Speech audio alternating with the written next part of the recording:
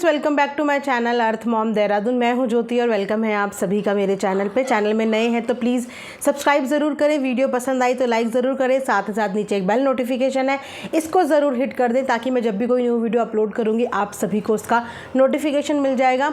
तो दोस्तों, कल मैंने वीडियो बनाई थी और उसके बाद मैंने व्लॉग देखा सरोज भाभी का। तो सरोज भाभी बिल्कुल भी गिल्टी नहीं थी। इनफैक्ट इनकी नंदों ने इनके आगे हाथ जोड़ लिए।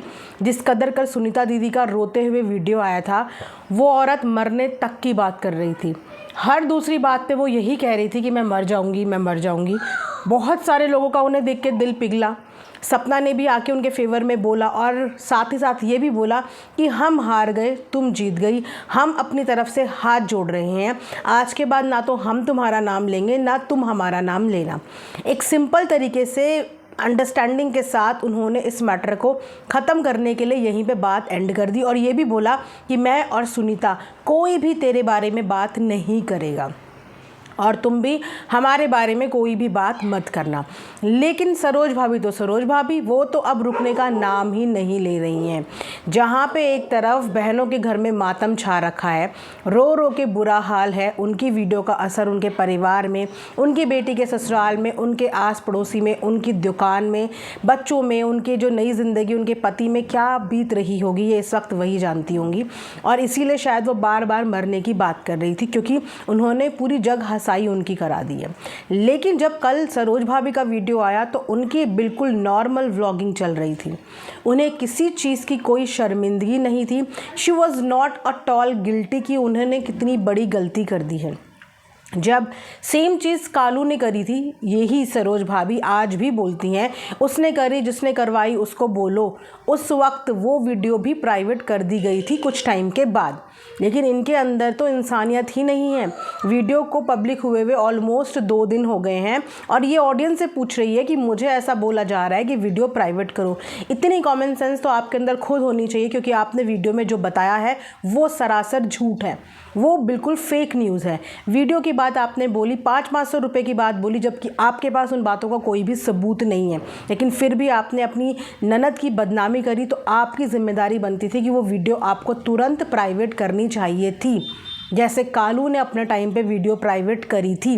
कालू को तो ये बोल दिया गया था कि नशा करता है, ये करता है, वो करता है, लेकिन जो हरकतें इस वक्त ये कर रही हैं, क्या ये किसी नशे वाले इंसान से कम वाली हरकतें हैं? अब इस चीज़ को क्या एक्सक्यूज़ दिया जाएगा? चलो, कालू से तो अरमान ने करवा दिया, लेकिन तुमसे किसने करवाया? और जो तुमने बोला वो तो बहुत ही गंदा और बहुत ही वाहियात था। तुमसे किसने वो चीज़ें करवाई? फिर भी मुझे लगा कि ननद की रोती हुई हालत देख के, सपना का वीडियो देखने के बाद इनके अंदर थोड़ी सी इंसानियत आ जाएगी। लेकिन मैंने देखा ये तो और डबल तरीके से ऑडियंस के सामने आ रही है और नंबर लीक कर रही है इन लोगों का। खैर, इनसे उम्मीद भी कुछ नहीं की जा सकती जो अपने घर की बेटियों की इज्जत लीक कर सकती हैं, उनकी इज्जत की मटिया पले धज्जियाँ उड़ा सकती हैं। उनके लिए किसी और का नंबर लीक करना कोई बहुत बड़ी बात नहीं है। तो इन्होंने कल एक जो भी इनके पास कॉल आया था उसका नंबर लीक करा। कल पूरे टाइटल में उनका नंबर था, उसके बाद इन्होंने वो नंबर हटा दिया, जबकि वो नंबर जितनों पे पहुंचना चाहिए था वो पहुंच गया। इन्होंने अपनी कॉन्वर्जेशन भी व्लॉग में सुनाई और व्लॉग की कॉन्वर्जेशन के हिसाब से यही पता चल रहा है कि मैक्सिमम जनता यही बोल रही है कि धमकी तो किसी ने किसी को नहीं दी। जिस भी लेडी ने इन्हें फ़ोन किया था वो लेडी इन्हें सिर्फ समझाने की कोशिश कर रही थी, इनको उसके प्रॉज एंड कॉन्स बता रही थी, लेकिन इन्होंने इस बात का डंका बजा दिया कि मुझे तो धमकी आ रही है। उसके ऊपर ये बात करती हैं कि मुझे फ़ोन करो, मेरा नंबर तुम्हारे पास है। ऐसे इंसान को कोई किस तरीके से हिम्मत करेगा फ़ोन करने की कि वो फ़ोन करने के बाद दूसरों की रिकॉर्डिंग, दूसरों के नंबर और दूसरों की बातें ऑनलाइन पब्लिक पे छाप रही है, अपनी वीडियो पे छाप रही है। और जिसमें उस औरत ने कभी कोई धमकी इन्हें, अभी फ़िलहाल जो वीडियो मैंने देखी उसमें कोई धमकी नहीं थी। वो सिर्फ इन्हें समझाने की कोशिश कर रही थी, सिर्फ और सिर्फ समझाने की, और इन्होंने उसी का उठा के वीडियो बना दिया और उसी का उठा के व्लॉग बना दिया और तो और उसी का नंबर लीक कर दिया। तो इस वक्त जो ये हरकतें कर रही हैं, ये हरकतें कहीं से कहीं तक भी जस्टिफाई नहीं है। पहले तो इनको एक औरत होने के नाते अपनी ननद की स्थिति पर तरस आना चाहिए था। वो कल भी जब वीडियो बनाते हुए रोते हुए आई तो वो यही बात बोल रही थी कि मेरी इज़्ज़त की धज्जियां उड़ा दी। उन्होंने इनकी इज़्ज़त पे बात नहीं करी। आज ये वीडियो में बोल रही हैं कि मेरे लिए तीनों बच्चियां बराबर हैं, चाहे वो मुस्कान हो, चाहे वो हो, चाहे मेरी बेटी हो, मेरे लिए सब बराबर है। उस वक्त आपके लिए वो बराबरी कहाँ गई थी जिस वक्त सपना की बेटी पे चोरी के इल्ज़ाम लगे थे?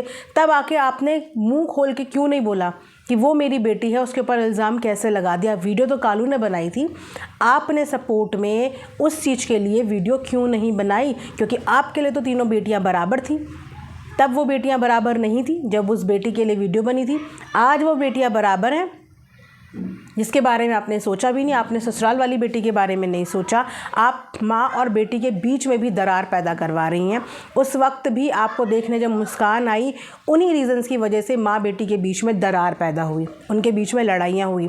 आपने क्या बोल के, क्या कह के उस समय भी मुस्कान को अपने पास बुलाया और उसके आने की वजह से उसकी मम्मी और उसके बीच में प्रॉब्लम क्रिएट हुई और उन प्रॉब्लम्स के मज़े तुमने लिए। अगर तुम रिश्तेदार थे, मामी थी, तो तुम्हें हमेशा माँ बेटी का मिलन करवाना चाहिए था। उनके बीच की मिसअंडरस्टैंडिंग दूर करवानी चाहिए थी, ये नहीं कि उनके बीच में और दूरियां डेवलप करानी थी।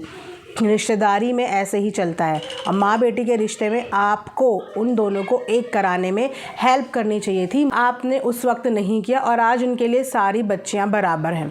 नॉर्मल व्लॉगिंग चल रही है, हंसी ठहाके, खाना, सब कुछ इनके घर में नॉर्मल है, लेकिन इन्होंने दूसरे के घर में कलेश करवा दिया। शायद यही इनका मोटिव था कि अगर मैं परेशानी झेल रही हूँ तो कोई भी खुश क्यों है।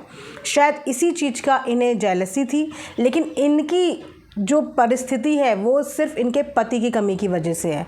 और बाकी जो इनके घर की बेटियां काम कर रही हैं वो अपनी मेहनत करती हैं, दिन रात अपनी दुकान में बैठ के कपड़े सिलती हैं। व्लॉग 3-3 4-4 दिन में एक व्लॉग आता है। सुनीता दीदी तो व्लॉग में इतना रेगुलर भी नहीं है, ना वो कंटेंट पे इतना ध्यान देती, कभी बैठे बैठे कुछ बोल दिया तो दिखा दिया, वरना इतना वो ध्यान नहीं देती हैं। सपना का भी सेम है, उसकी हेल्थ इतनी इश्यूज़ चल रही है, उसकी दुकान इतनी दिन दिन से बंद है, इस वजह से वो व्लॉग में अपना कंटिन्यूशन में रहती है कि चलो अगर दुकान से कोई चीज़ नहीं आ रही तो मेरे व्लॉग के माध्यम से मुझे मिल जाएगा। दोनों अपने अपने एंड पे अपने अपने बच्चों को, अपने अपने परिवार को पालने की कोशिश कर रही है। बिना आदमी के है सपना तो वो फिर भी अपनी बेटी को पाल रही है। इनके पास तो इनके बराबर का होने को बेटा है जो इनके हिसाब से इनका बहुत प्राउड है, लेकिन उसके बाद भी अपना घर बर्बाद था। लेकिन इन्होंने जानबूझ के अपनी नंदों का घर भी बर्बाद कर दिया कि अगर मैं यहाँ पे दुखी हूँ तो कोई खुश क्यों होगा, जबकि ये वही नंदे हैं जो इनके ऊपर किसी को नहीं रख रही थी। कालू को तक नंदों ने वीडियो में बोला कि हमारे लिए तुम हो, तुम्हारे बच्चों का वो घर है, छोड़ के मत जाओ। पूरी पब्लिक के सामने तुम्हारे लिए सपोर्ट दिखाया, अपने भाई के लिए इतना कुछ बोला। लेकिन उन सब चीज़ों का सिलसिला आज ये मिला कि पहले तो इतनी बदनामी की गई और वो वीडियो अभी तक पब्लिक प्लेटफॉर्म पे है। उसके बाद जो इन्हें समझाने के लिए कॉल कर रहा है उनको भी बोला जा रहा है कि वो धमकी दे रहे हैं। तो इससे पता चल रहा है कि ये किस तरीके से सामने वाले को फंसा देती हैं। और शायद यही रीज़न है कि इन्हें फ़ोन करने से पहले सामने वाला 100 बार सोचता है, क्योंकि ये तो उल्टा उन्हीं को फंसा देंगी। सामने वाला इनसे बातचीत करने के लिए फ़ोन कर रहा है, इनको समझाने के लिए कर रहा है कि चलो आपसी में समझौता करवा दें, लेकिन ये तो सामने वाले की ही प्रिवेसी तक लीक करने पे आ गई। क्या इस चीज़ को आप सपोर्ट करेंगे?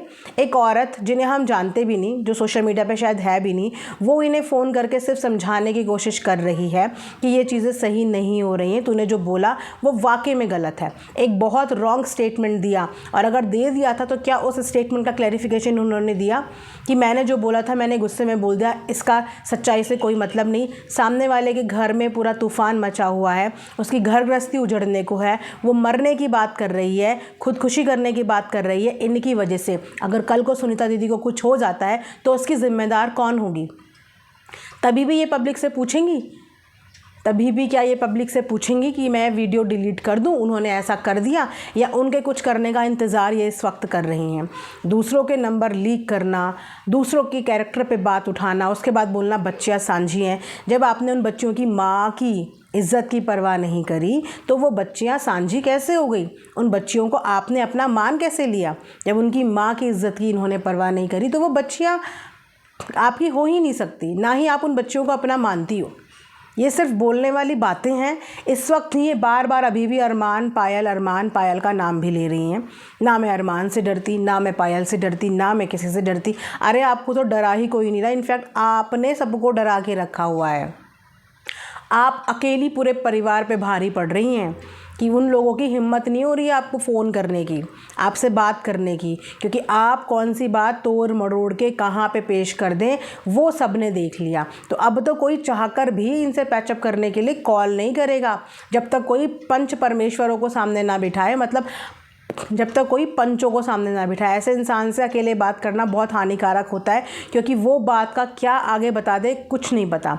अभी भी इनकी हर वीडियो में ये अरमान पायल को बार बार पोक कर रहे हैं, जबकि वो इनके मैटर में कुछ बोल ही नहीं रहे हैं, कुछ भी नहीं बोल रहे हैं इन भाई बहनों के लड़ाई झगड़े में। वो इनफैक्ट इनके पति को संभाल के वहाँ पे रखा हुआ है, काम काज में लगाया हुआ है। अगर वो यहाँ छोड़ देना इनके पति को तो इनकी हालत जो होगी फिर ये दोबारा उन्हीं को घसीटेंगी। लेकिन इनको ये सब चीज़ें समझ में नहीं आ रही। इनको समझाने वाला हर बंदा इन्हें धमकी दे रहा है, और जिस कदर खुशी से ये वीडियो बना रही हैं, व्लॉग बना रही हैं, इससे साफ पता चल रहा है कि इनको अब बहुत संतुष्टि हो गई, क्योंकि इन्होंने सामने वाले को रोता बिलखता देखा और इनके हिसाब से ये जीत गई हैं सोशल मीडिया पे, और सामने वाले हार गए हैं, क्योंकि सामने वालों ने इनके आगे हाथ जोड़ लिए। इनके खुद के पति ने इनके आगे हाथ जोड़ लिए कि वो तक इनके साथ आने को राजी नहीं है, डर रहे हैं वो भी कि क्या पता इसने क्या बोला हो, असलियत क्या हो, सच्चाई क्या हो, और ये दिखाएं क्या। तो इस समय परिवार से धमकियाँ इनको नहीं, इनफैक्ट इन्होंने सबको धमकी दे रखी है। मैं इसका ये लीक कर दूंगी, मैं उसका वो लीक कर दूंगी, मैं ये बता दूंगी, मैं वो बता दूंगी। पास्ट हर किसी का होता है, ऑफ कैमरा रियलिटी बहुत लोगों की अलग होती है, इनकी भी होगी, लेकिन इनकी अभी तक किसी ने कुछ नहीं बताया। सिर्फ हिंट दी थी तब इनका ये हाल हो गया, सिर्फ हिंट दी थी। और अगर इनकी असलियत सामने आ गई या इनके बच्चों की आ गई, बच्चों के लिए भी हिंट दी थी, लेकिन इन्हें इतना बिलख गया। लेकिन दूसरों के बच्चों के बारे में ये उस समय बहुत नॉर्मल थी, इतनी सगी थी, बच्चे इतने बराबर थे, तो क्यों तन्नू के टाइम पे तन्नू के लिए कुछ नहीं बोला? क्यों मुस्कान और उसकी माँ के बीच में जब झगड़े चल रहे थे पैचअप नहीं कराया? क्यों बेटी को नहीं समझाया? एक समझदार इंसान हमेशा दो लोगों के बीच में समझाने की कोशिश करता है, और सिर्फ ये पूरा मैस ना हो, इसी रीज़न की वजह से ज़ैद के बर्थडे के टाइम पे अरमान चाहता था कि इनका पूरा परिवार एक बार चंडीगढ़ आए, इनके बीच में जो भी हैं सामने बैठ के एक दूसरे से बातचीत करें, एटलीस्ट इन चीज़ों को ऑफ कैमरा ले जाएं, और सब एक दूसरे से ये बोल दें कि हम ऑन कैमरा किसी के बारे में कुछ नहीं बोलेंगे, जो भी हमारे झगड़े हैं हम ऑफ कैमरा निपटाएंगे। यही अरमान की इंटेंशन थी ज़ैद के बर्थडे के टाइम पे, इसीलिए वो अपने आप से चल के गया घर तक, अपने आप से सबको बोला कि आओ, और इसीलिए कालू को भी रिहैब से निकाला गया कि चाहे वो 2-4 दिन के लिए आए, लेकिन जब सामने सब भाई बहनों को बिठाएंगे तो एक निष्कर्ष पे निकलेंगे कि सोशल मीडिया पे जो गंदगी फैलाई है इसको समेटो, और जो भी लड़ाई झगड़े हैं वो ऑफ कैमरा निपटो। इसकी वजह से सब चीज़ें धीरे धीरे बिगड़ गई, और आज यही सब हुआ जिस चीज़ का उसको भी कहीं ना कहीं डर था। अभी भी फुल इनकी कोशिश है कि किसी भी तरीके से अरमान और पायल को मैं घसीटूँ, बोलूँ, बार बार उनका नाम लूँ कि मैं नहीं डरती, मैं नहीं डरती, चाहे मुझे यहाँ से धमकी दिलवा लो, चाहे वहाँ से धमकी दिलवा लो, कि वहाँ से वो कोई हल्का सा भी रिएक्शन दे और फिर उसके बाद ये उनके भी पोल पट्टी खोलती हुई नज़र आएँ। तो इस समय she is looking for a chance, वो मौका ढूंढ रही हैं, मौका। सामने से मैं बोलती रहूं लेकिन मुझे मौका मिल जाए, और मौका मिल जाए तो मेरे पास एक एक्सक्यूज़ हो जाए, उन्होंने मुझे ऐसा बोला था, एक टोंट मारी थी तो मैंने एक टोंट के जवाब में उनका पूरा अगला पिछला चिट्ठा सब खोल के रख दिया, बच्चों बड़ों बूढ़ों किसी को नहीं छोड़ा, मैंने तो सबको बोल दिया, क्योंकि उन्होंने मुझे एक टोंट मारा था। एक टोंट का जवाब ये होता है इनकी डिक्शनरी में। तो अभी भी ये बहुत सारे मौके ढूंढने की कोशिश कर रही हैं, क्योंकि इनके अंदर जो इतने दिन की फ्रस्ट्रेशन है ना, वो अपने हस्बैंड से कम और हस्बैंड से परिवार वालों से ज़्यादा नज़र आ रही है। हस्बैंड से कम दिख रही है और बर्बाद इन्हें करना है उनका पूरा परिवार जबकि गलती पूरे परिवार की नहीं है। सब अपनी मेहनत से एक एक कोने में बैठे हैं और अपनी मेहनत की ही रोटी खा रहे हैं, इनसे लेने कोई नहीं आ रहा। इनफैक्ट इनको दिया ही होगा सबने हेल्प के तौर पे, लेकिन इनसे लिया किसी ने नहीं होगा। लेकिन अब जो ये वीडियोज़ बना रहे हैं उसके माध्यम से यही पता चल रहा है कि इनके दिल में सबके लिए बहुत ज़्यादा नफरत है, और वो उबाल धीरे धीरे सामने आ रहा है कि ये सिर्फ एक मौका ढूंढ रही हैं, और उस मौके पर ये जितनी बेइज्जती कर सकती हैं ये उस हिसाब से कर रही हैं, जो कि सोशल मीडिया पे बहुत गलत मैसेज जा रहा है। शायद इसीलिए सपना ने भी हाथ जोड़ के सोशल मीडिया पे सारे ऑडियंस के साथ ये सॉरी बोला कि मैं मानती हूँ कि हमारे परिवार की वजह से आप लोगों को इतना कुछ देखना पड़ रहा है, इतनी गंदी कंट्रोवर्सी देखनी पड़ रही है, मैं इस चीज़ के लिए बहुत शर्मिंदा हूँ। लेकिन जिन्होंने ये सब चीज़ें बोली वो बिल्कुल शर्मिंदा नहीं है, वो इनफैक्ट और खुश हैं और अच्छे से व्लॉग बना रही हैं। और अब सुनीता का मुंह बंद करा दिया डर के मारे, अब सपना को चुप करा दिया, डरा दिया। अब जो मुझे फ़ोन करेगा, जो भी मुझे समझाने की कोशिश करेगा, मैं सबको डराऊंगी कि अगर तुमने मुझे समझाया तो मैं सोशल मीडिया में तुम्हारा नंबर लीक कर दूंगी, मैं तुम्हारी बातें सोशल मीडिया में दिखा दूंगी। तो ऐसे इंसान को समझाने कौन जाएगा? आप लोग जाएंगे? जिसको किसी की प्रिवेसी का मतलब नहीं पता, ऐसे इंसान को समझाने कोई नहीं जा सकता। इस समय वो इतना बुरा लेवल अपना दिखा रही हो, शायद कालू भैया नशे में भी नहीं दिखाते होंगे। उनका तो चलो नशे की वजह से जस्टिफाई कर देती है दुनिया की नशे में करा है, लेकिन यहाँ तो होश और हवास में एक औरत दूसरी औरत की इज्जत की धज्जियाँ उड़ा रही है, दूसरों के नंबर लीक कर रही है, दूसरों की कॉल रिकॉर्डिंग सुना रही है, और तो और सोशल मीडिया पे धमकियां दे रही है कि हम तुम्हारी वीडियो दिखा देंगे, तुम्हारी रिकॉर्डिंग लगा देंगे, जबकि सामने वाला इन्हें सिर्फ समझा रहा है। वो कमेंट सेक्शन में आम जनता भी बोल रही है, वही मुझे भी फील हुआ। आप भी कमेंट सेक्शन में बताना कि आप लोगों को क्या लगता है कि ये क्या ओवर नहीं हो रहा है अभी भी इस चीज़ में? क्या आप सपोर्ट करना चाहेंगे? सपोर्ट इंसान का तब तक होता है जब वो लगे कि हाँ इसे हमारे सपोर्ट की ज़रूरत है, लेकिन इन्हें शायद सपोर्ट की ज़रूरत नहीं है। इनका मोटिव अपने पति को लाइन पर लाना नहीं है, इनका मोटिव है पूरी फैमिली की इज्जत की धज्जियाँ उड़ाना। और पता नहीं किस बात का बदला है इनका, जो इन्हें पूरे परिवार की बेइज्जती करा के ही मिलेगा।